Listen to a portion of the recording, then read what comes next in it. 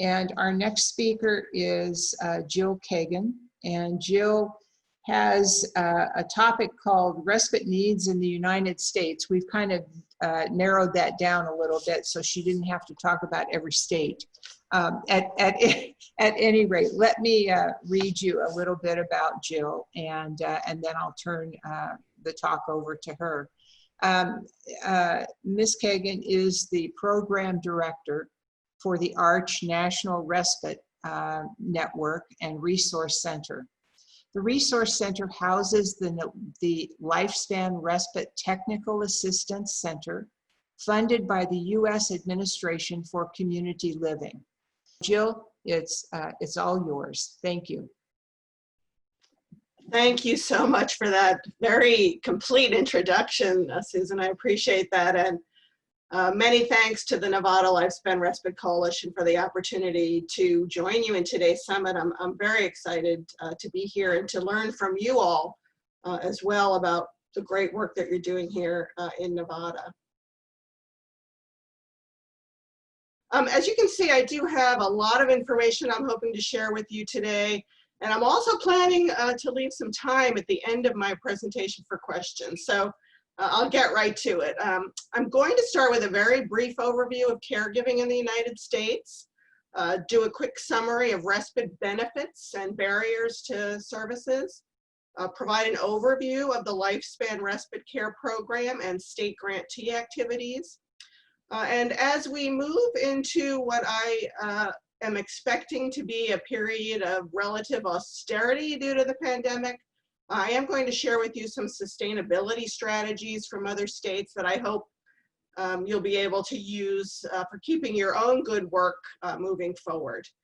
And I'd also like to talk to you a little bit about our innovative and exemplary respite services that are recognized by ARCH with the goal of providing some models for replication.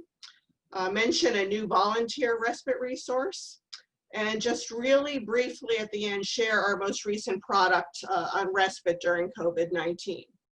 Next slide, please.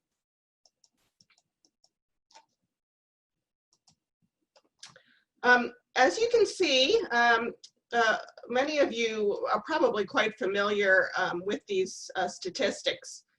The most recent report from the National Alliance for Caregiving and AARP, who conduct their national survey of caregivers every 5 years or so, most recently released their latest results last May. And they found that there are now 53 million family caregivers of an adult or child with a disability or chronic condition. And this is an increase of almost 10 million caregivers just in the last 5 years. We don't know how many more, possibly hundreds of thousands, have found themselves overnight in a new caregiving role as well. When nursing homes or assisted living or day programs abruptly closed because of the pandemic. So the numbers are likely even higher than that at this moment in time. And with 80% of those needing long-term services and supports already living at home, these caregivers are surely the linchpin of our long-term services and support system. In fact, 2 out of 3 older people with disabilities who receive long-term services and supports at home get all of their care exclusively from family caregivers. Next slide, please. And as all of us are, we're very concerned about providing care for the older population. It's really a paramount concern, given that 10,000 baby boomers are turning 65 every day. But the fact is the majority of family caregivers are actually caring for someone under the age of 75, with more than a third caring for someone under age 65. Also, very significantly, they found that more caregivers reported caring for an adult aged 18 to 34 in the most recent survey compared to survey results, again, just 5 years ago. And then, of course, we have the children. And the most recent national survey of children's health has found that there are nearly 14 million children who require significant care beyond what children normally require. And of course, as we all know, we're familiar with the sandwich generation. Increasingly, many of those who are caring for children are also now caring for an older adult family member. So I think there's no denying, and I'm not sure there ever has been, we may not recognize it, but family caregiving is certainly a lifespan issue. Next slide, please. I'd like to share this definition of respite that's included in the Lifespan Respite Care Act. And I'm going to talk a little bit more about that in a few minutes for those of you who aren't familiar with lifespan respite. We use this definition because it's very broad and very inclusive, and it has served us very well for the last decade and a half since it was written. But I think we heard this morning that the definition of respite is undergoing significant evolution as we work to support family caregivers during this pandemic at a time when traditional respite services may not be as readily available. So we're being much more open to new ideas about what respite can be. Next slide, please. The next few slides will just give me an opportunity to describe very briefly the benefits of respite that I'm sure most of you are quite familiar with, or you wouldn't be here today. Talk a little bit about access to respite and the barriers that still remain. Next slide, please. We know from the research, as well as anecdotally, that respite may help improve family caregiver stress levels. And we know that high stress levels directly affect physical and emotional health. And certainly a healthier family caregiver means enhanced well-being for everyone in the family. We also know that family caregivers are more prone to social isolation. We heard about that quite a bit this morning as well from Susan and Corey. And the social isolation has only intensified during this current pandemic. And I think it's increasingly becoming recognized, the relationship between social isolation and poor physical and mental health outcomes. So it's of great concern to all of us. And as again, we heard this morning, we have to be able to offer creative respite options that can still work to help reduce social isolation when the caregiver and the care recipient both cannot leave the home. And I know, again, we heard this morning, so many of you in Nevada are already working hard to make sure respite's offered to families who feel comfortable having someone come into their home, or offering it more flexibly. For example, there are some states and programs that are now allowing other family members in the home to be paid to provide respite, or supporting caregivers virtually or through regular phone check-ins, as Susan talked about, and in many other creative ways. And ARCH is working hard to try to document those and share all of the creative ways that the grantees and our coalitions are working to do that, and share that with the whole network. The respite field right now is on the front lines of this pandemic. These respite connections may be the only ones families have right now. So in some ways, they're more critical than ever. Some of the other benefits, and of course, these are the ones that policymakers and funders like to hear about, and that's that respite may contribute to cost savings, to reduced hospital costs by helping to avoid readmissions or avoiding emergency room visits. And it's sad to say, but both of these are often utilized by family caregivers when no respite is available. And the caregiver is so stressed that turning to the hospital may be perceived as the only option to get a break. And of course, we all know that, and we're continuing to collect information, that respite may also help avoid or delay more costly foster care, nursing home, or other out-of-home placements. And let's not forget that respite care gives care recipients a break too, with opportunities for social engagement, for engaging with others outside of their constant relationship with their family caregiver. Next slide, please. Despite all of these benefits of respite, we know that too few family caregivers are using it, and that was mentioned this morning too. In that study I talked about earlier from the National Alliance for Caregiving, they found that only 14% of family caregivers of adults report having used respite. And we know from other surveys that the percent is only slightly higher for parents of children with disabilities. We also know that for respite to be most effective, it really should be delivered as early in the caregiving experience as possible. After all, respite is meant to be a preventive service, but we also know that so many caregivers wait until they're in a crisis to seek respite. We also know from the research that the amount and frequency of respite is related to increased and longer lasting benefits.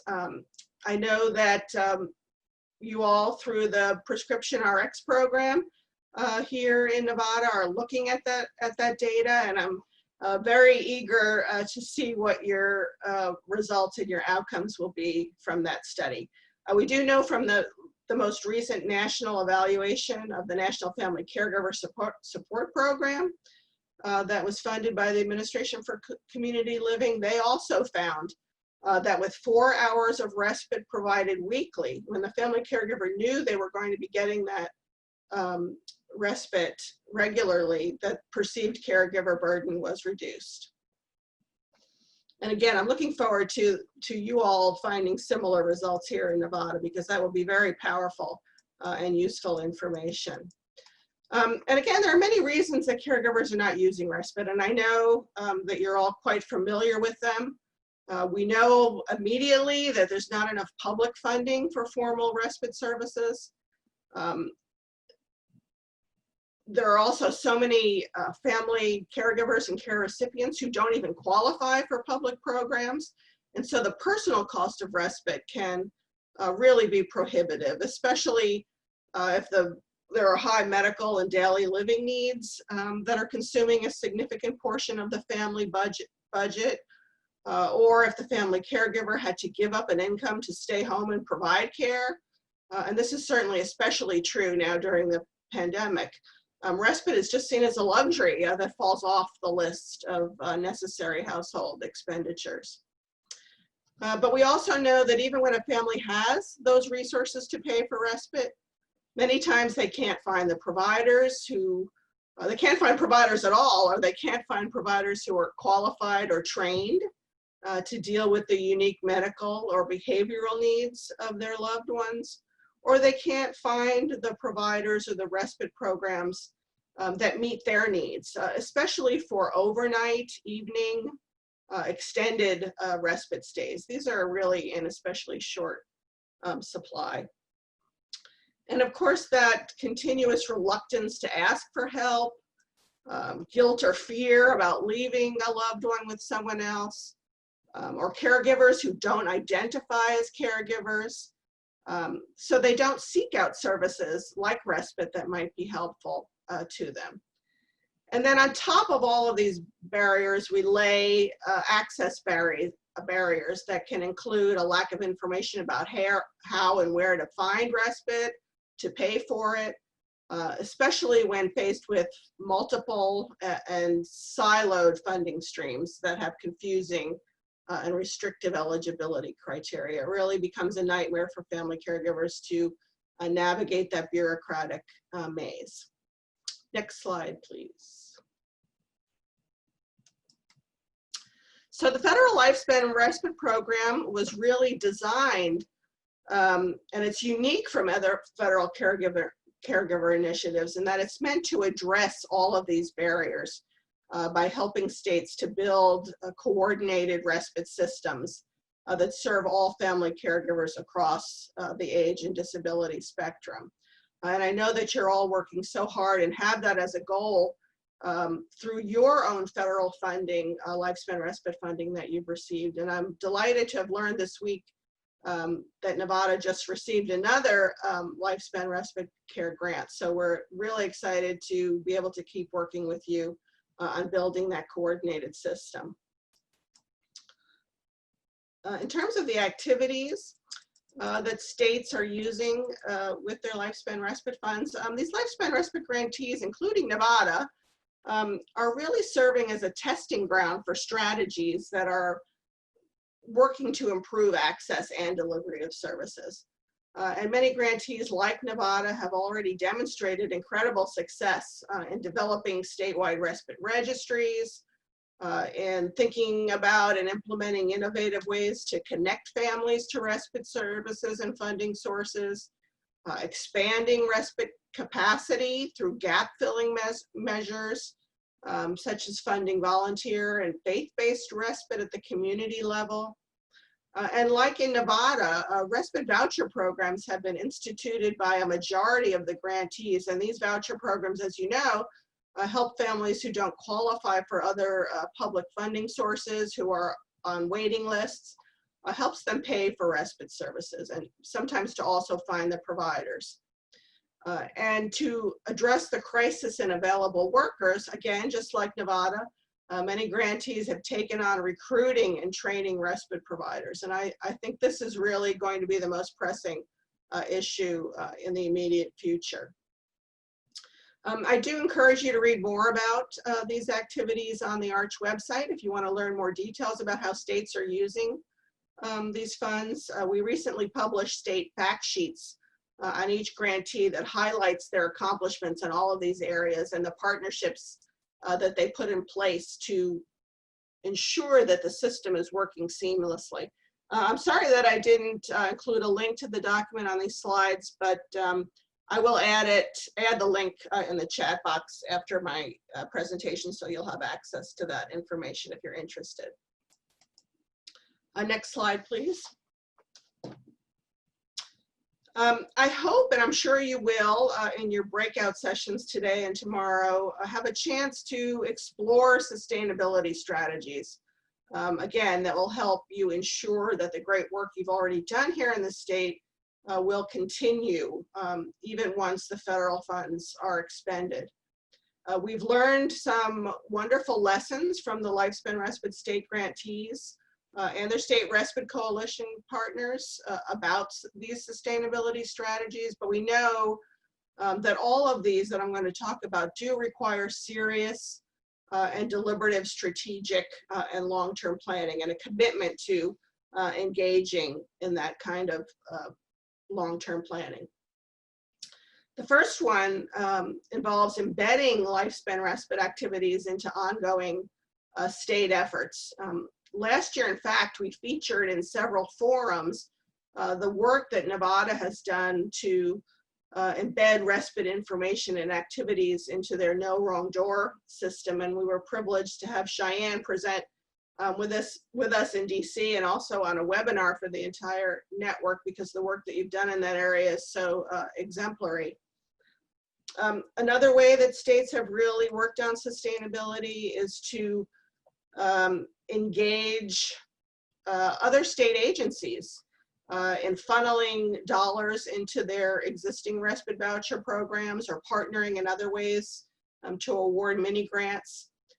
For example, in Washington State, they did a pilot with the Children with Special Health Care Needs program and with their state traumatic brain injury program to make sure that funds were available specifically through their voucher program for those populations.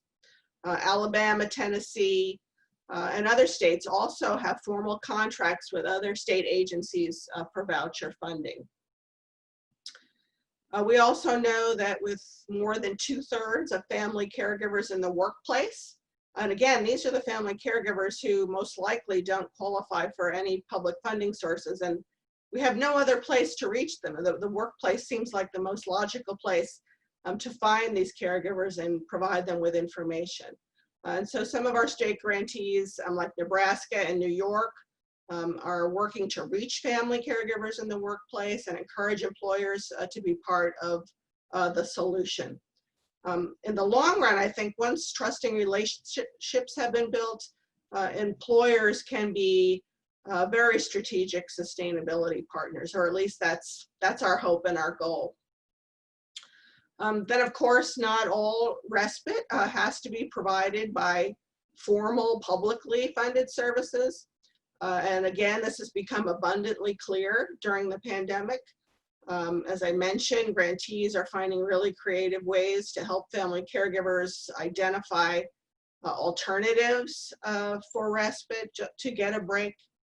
And I was very excited just this week to learn that the Administration for Community Living is going to be releasing additional, very flexible funds to all of the current grantees to help them continue to support their efforts to provide respite and other caregiver supports that may be outside the formal services system during the pandemic. So we're very grateful to ACL for understanding what respite is and what respite can be, and to give states the flexibility to provide that support to families and family caregivers.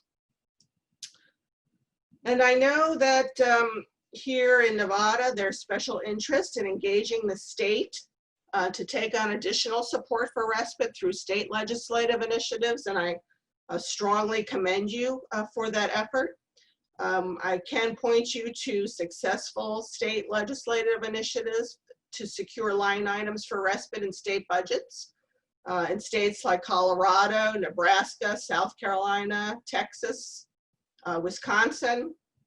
Nebraska and Wisconsin have had state-funded lifespan respite programs since 2000, and Texas passed state legislation for lifespan respite with funding back in 2009, even before the federal program was funded.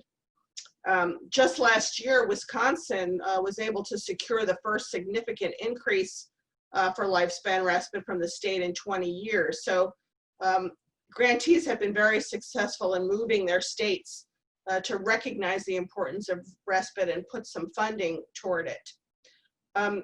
Unfortunately, as we all know, given the increased demands on state budgets around the pandemic, I think that securing new state funding or perhaps even retaining current funding for respite is going to be exceedingly challenging in the near future. And I was very excited to see on your program agenda that you have someone here in Nevada who's an expert in this area and is going to be providing you more guidance on how to move ahead with your state legislature. So I was excited to see that.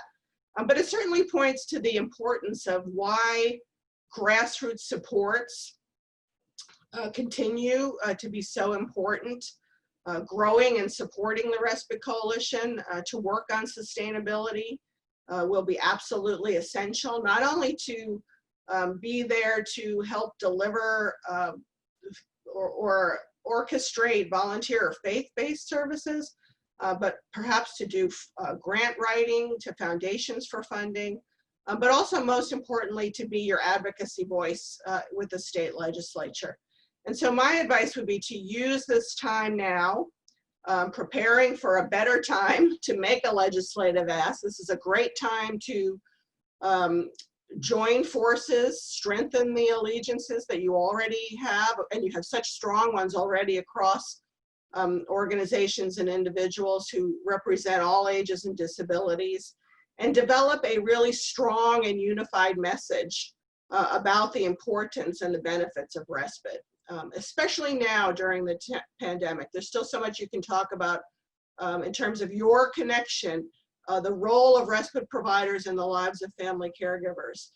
That's really helped them get through these difficult times. And use this time to educate your state legislature and other allies and try to bring on new partners from the business sector, from university systems, from the medical and the healthcare field. These folks can be really important allies. And I think increasingly, given the press and the media around the needs of caregivers, this in some ways is a really opportune time to be reaching out and talking to others about the value of the work that you do. Using the good data that you're collecting here in the state, continuing to collect personal stories will certainly help build the case. And having done policy work in DC for decades, I can tell you that the most important qualities for successful advocacy are passion, patience, and tenacity. because even in the best of times, nothing happens quickly. And you really can't give up or stop building your coalition strengths and building your collective voice. So I applaud you for the work you're going to do in the state legislative arena. And it's never too early to begin that work. Next slide, please. I wanted to just share with you our innovative and exemplary respite services work that ARCH has been doing to expand our knowledge base about especially noteworthy and effective respite services. We began a national call 2 years ago specifically for innovative and exemplary respite services. Each respite service that applies for this distinction and is selected must meet a stringent set of criteria and demonstrate an outstanding service that addresses the needs of family caregivers of children, of adults, or older family members. Next slide, please. Some of the categories of respite that we've recognized are the traditional ones of community-based respite services and volunteer and faith-based respite. But we've also discovered a number of model programs among pediatric palliative care homes. These are home-like settings for children who are seriously ill or at the end of life. And there are maybe only 30 or 40 of these types of programs across the US, but they're starting to grow. And from the get-go, all of these services have really recognized how important it is to provide, in addition to all the comprehensive services they provide for these children, they've recognized that respite is absolutely essential and are providing that and collecting good data about providing these services as well. There are also services provided by crisis nurseries. And crisis nurseries tend to serve the youngest populations of families who find themselves in the midst of a job crisis or a housing crisis or a serious illness and simply need a place for their children for a day or 2 or 3 so that they can deal most immediately with that crisis. And these respite programs have been around for 30 or 40 years as well, though many of us are not as familiar with them, but they provide some wonderful respite services and again have been collecting some amazing data. Community-based respite services like Agape in Indiana has been at the front lines of guiding us about how to reopen a respite safely. Wonderful projects like the Caregiving Youth Project that's run through the American Association of Caregiving Youth, specifically for the completely overlooked population of young caregivers. And then right here in your own state of Nevada, we just recognized the music therapy respite program at Cleveland Clinic as a rising star. So we welcome you to, we're going to be reopening this call again, probably this fall in October or November. And if you have any services, and I know that you do, that you feel could be recognized as exemplary or innovative, please encourage them to complete an application and we can work with them. It is a pretty strenuous application and requires a lot of time and energy to put it together, but we'd be happy to work with them to do that. Again, I mentioned Agape, but during the pandemic, many of these respite services that were recognized by ARCH may have had to implement very strict health and safety protocols in order to reopen, or they had to curtail their normal services or offer alternative supports. But I'm just so pleased to know that most have continued to provide a critical lifeline to the caregivers that they serve.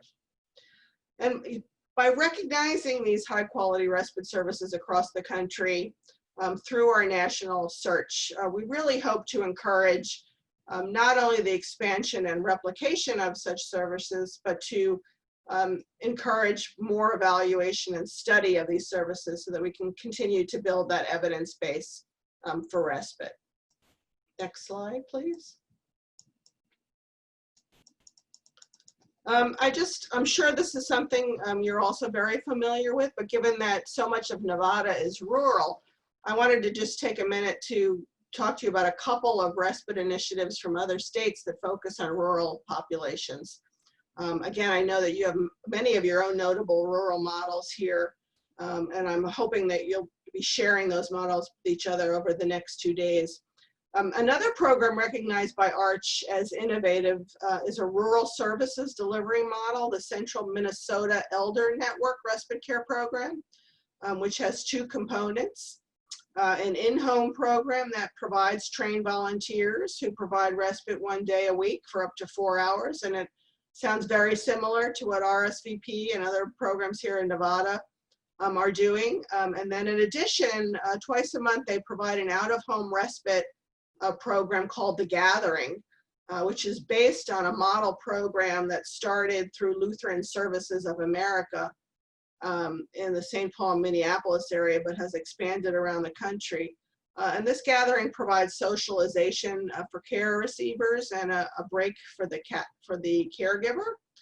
They usually use available space in a senior living community, and it's coordinated by an RN and staffed by the program coordinator, but they use trained volunteers so that there is a staff to client ratio of 1:1 or 1:2.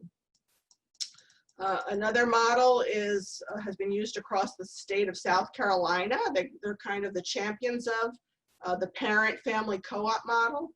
They often engage faith communities as well. Parents and other family members take turns providing respite several evenings or Saturdays a month, often in communal settings such as church social halls.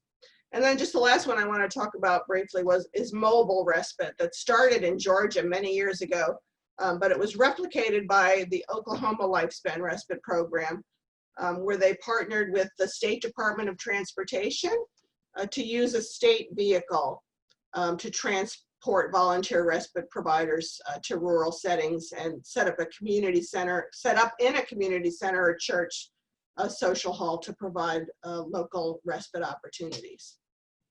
Next slide, please.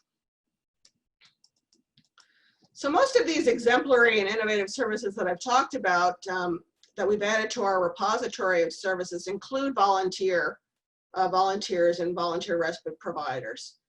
And facing this daunting crisis in the supply of respite care providers and a realization that we're not going to be able to meet the need for respite solely with formal publicly funded services, using volunteers to provide respite is really an important way to help address respite capacity issues. And I think that's been incredibly demonstrated during the pandemic when an unprecedented reliance on volunteers emerged. And Corey talked about this, helping to deliver food, support to isolated families, whether they were caring for children or adults. And as we think about ways to provide respite and support to family caregivers in the near term, I'm convinced that volunteers will surely continue to have a significant role. So we did a major rewrite of our volunteer respite manual and just released it. And the manual provides everything you need to know on how to recruit, supervise, and manage a respite volunteer program with special considerations provided for using volunteers during the pandemic. I think most of you know that there's a lot more to running a successful volunteer program than just the training, that the ongoing support, supervision, and especially being able to match volunteers to families. Those particular components are those that have been most evident in the most successful volunteer efforts. And then finally, on my last slide, I know that tomorrow you're going to be talking a lot more about COVID-19 and what resources are available, but I didn't want to leave you without letting you know that ARCH just released this national voluntary guidelines for providing and using respite safely during the pandemic. Again, it includes everything you need to know to run respite services safely, whether it's voucher programs or community-based or volunteer programs. But as notably, we also developed some decision guides, one specifically for respite providers to help them decide if opening respite, if this was a good time to open respite and how to do so safely, and then a separate decision guide for family caregivers to help them make decisions about whether or not they should be using respite. And if they do, to allow them to feel more comfortable in making that decision. And then a series of case studies that really provide details from 4 different respite services that did reopen and have shared with us all the details about how to do that safely. We're going to continue to collect those case studies as well. That's all that I have to share with you today. If we don't have time for questions now, I will stay on the line for a while and answer any in the chat box. I wish you great success in your deliberations during the summit, and I will be very eager to hear about the next steps the coalition will be taking to improve respite services across the state. And I hope all of you will be inspired, if you haven't already, to join this work, to formally join the coalition.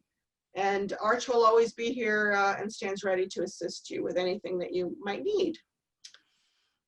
Well, thank you, Jill. Very much. Mm-hmm. We do have one question, and I think we've got time for that, Susan. We've got about 4 minutes here. Sure. And it's from Cheryl Donnell. She asks, if the goal is to reach all caregivers, how well are we doing nationally? Any idea how many of the 53 million are receiving respite in some fashion? Yeah, I think I talked about that a little before from that national survey. It's still, the percentage is still very low. Only about 14% of those caregivers are actually using respite services. Those are caregivers of adults, and the percentage is similar for parents. I think we still have a very long way to go. Among those caregivers, especially those who provide a lot of hours of care, a much higher percentage than 14% say respite would be useful. Again, we still have a lot of barriers. As you know, the Lifespan program funding is extremely limited. Right now, there are only about 20 states that have Lifespan respite grants, so we're missing more than half the states.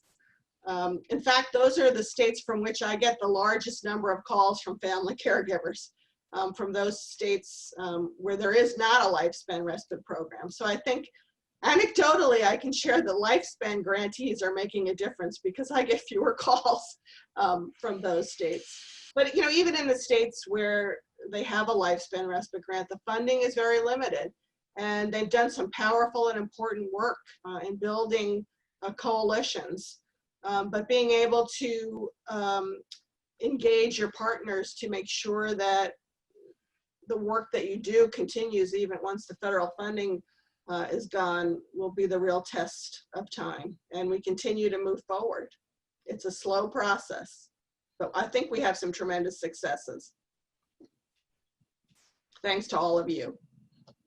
Jill, we really appreciate your presentation this morning. The one question that was in the chat is, would you allow permission for your slides to be viewed by others? Oh, absolutely, yeah. Anything that we produce on our ARCH website, please feel free to use. We have fact sheets for family caregivers. We have other manuals and guidebooks. So anything on our website is available to you to use at no charge. Thank you so much.